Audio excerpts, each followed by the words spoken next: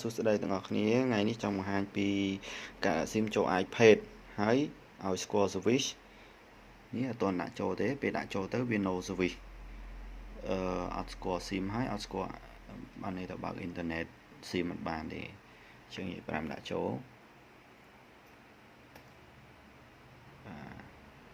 អូខេមួយ SIM ដាក់ចូលហើយតែយើងមើល service វាណា no service អញ្ចឹងធ្វើម៉េចហើយយើងចាប់ផ្ដើមចូលមក setting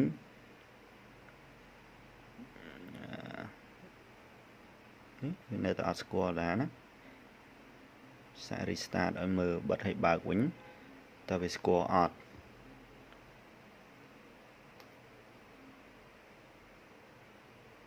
អូខេចាប់ផ្ដើមបិទហើយបើកមកវិញស្គាល់អត់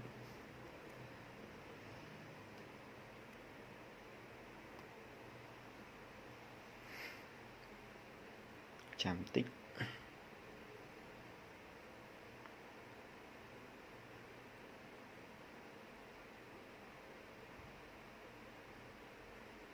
ចាំតិច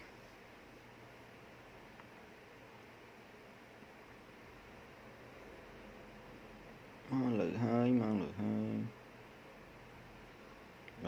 ខេខ្ញុំបាយលេខកូដចូលសិនអូខេហើយយើងចាប់ផ្ដើមមើល no service ទៅដែរណាអត់ស្គាល់ទេនៅតែ no service ទៅដែរយើងដាក់យន្តហោះបើកវិញ search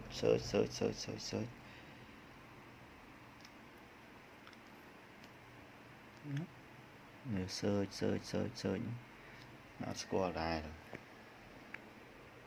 ហើយធ្វើម៉េចចេញ no service ទៅដែរអូខេឥឡូវយើងចូល setting អូខេ setting ឥឡូវយើងសាកបើក Wi-Fi អត់មានទេអត់បើក Wi-Fi ទេយើងបើកឧទាហរណ៍ YouTube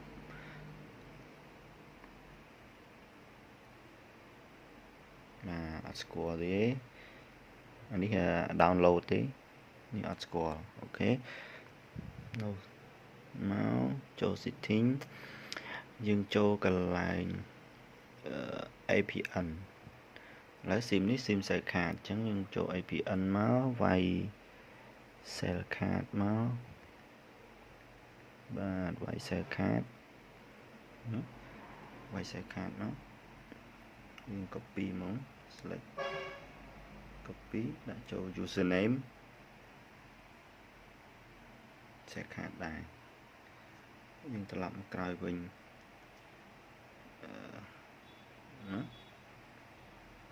សាកបើកមើល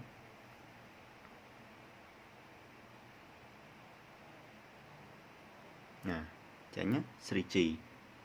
អូខេចេញ 3G យើងបិទមើល service វាអូខេ cell card បើកអូខេបើក roaming LTE អូខេ roaming LTE បើកចេញ 3G បើក YouTube tap to try ព្រោះមិញវាអត់ service អូខេ working បាទសូមបង្ហាញប៉ុណ្្នឹងថ្ងៃហ្នឹងអរគុណមានចម្ងល់អាចតាក់ទងមកខ្ញុំបានតាក់ទងនឹង iPad ឬ iPhone អីឬទូរស័ព្ទផ្សេងអីអ៊ីនធឺណិតដើរយឺតអីអូខេអរគុណច្រើន